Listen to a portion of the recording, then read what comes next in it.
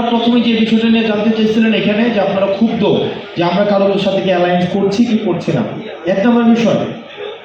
বা একজন জামায়াত ইসলামের সাথে আমাদের সম্পর্ক নিয়ে প্রশ্ন করেছেন, বিএনপির সাথে আমাদের সম্পর্ক নিয়ে প্রশ্ন করেছেন। তো মজার বিষয় হচ্ছে বিএনপি আমাদেরকে বলে আমরা জামাত, আবার জামাত আমাদেরকে বলে আমরা বিএনপি।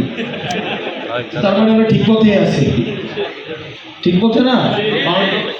আবার একটা সময় দেখলাম ডানপন্থীরা আমাদেরকে বলতো আমরা বামপন্থী, বামপন্থীরা আমাদেরকে বলতো ডানপন্থী, তাইলে আমরা ঠিকভাবে আছি মধ্যপন্থী।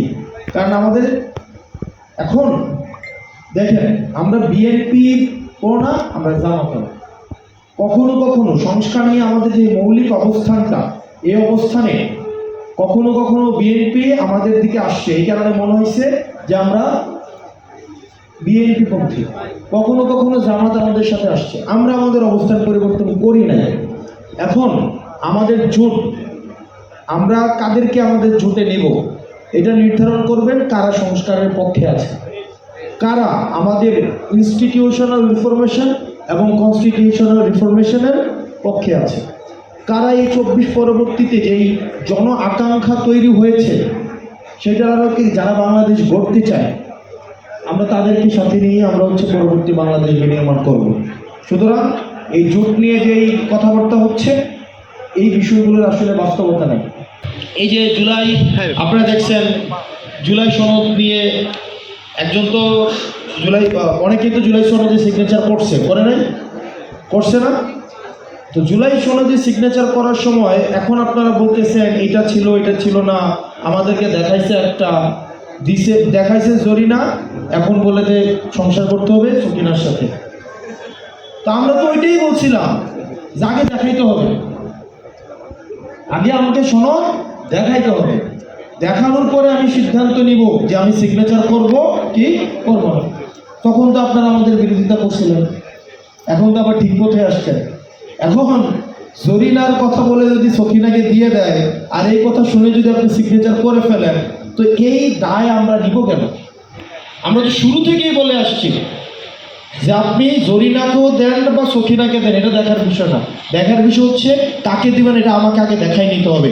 জুলাই সনদের এই যে বাস্তবায়নের প্রক্রিয়া আমরা বলেছি কিনা যে এটা আগে আমাদের জাতিকে দেখাইতে হবে, আমরা কোথায় সিগনেচার করছি এটা আমাদেরকে আগে দেখাইতে হবে।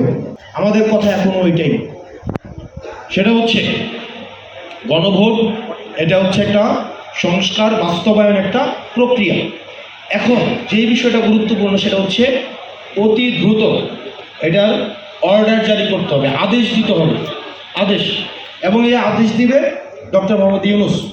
এখন অনেকেই বলছে যে আদেশ নাকি চুপ্পুর হাত থেকে নিতে চায়, চুপ্পুর হাত থেকে কি নিতে চায়, আদেশ নিতে চায়। চিন্তা করেন হাসিনার আমলে যার অধীনে এতগুলা, এখন এত মানে 2000 শহীদ হয়েছে, এতগুলা মানুষ আহত হয়েছে, এখন আমার বিপ্লবের সার্টিফিকেট নিতে যাইতে হবে কার কাছে, চুপ্পুর কাছে। এই অভ্যুত্থানকে বিতর্কিত করার চেষ্টা, এই চুপ্পুর থেকে যদি জুলাইয়ের সার্টিফিকেট নিতে হয় আমাদের সবার একসাথে বিষ খেয়ে মরে যাওয়া ভালো, আমাদের সবার একসাথে মরে যাওয়া ভালো। চুপ্পুর থেকে যদি আমাকে সার্টিফিকেট নিতে হয় একটা জুলাই, আপনি একবার একটা শহীদ পরিবার এবং আহত পরিবারের সাথে কথা বলে দেখেন তো। আমি ধরে নিচ্ছি, আমি একটা আহতকে রাজি করাইতে পারবেন যে চুপ্পুর কাছ থেকে টেকনোলজি চাই, রিকগনিশন চাই? একটা শহীদ পরিবারকে পারবেন? এটা এক ধরনের গাদ্দারি তাদের রক্তের সাথে। সেই জন্য অতি দ্রুত আমাদের আদেশ জারি করতে হবে, এবং কোনো অধ্যাদেশ না, কোনো প্রজ্ঞাপন না, এটা হইতে হবে আদেশ।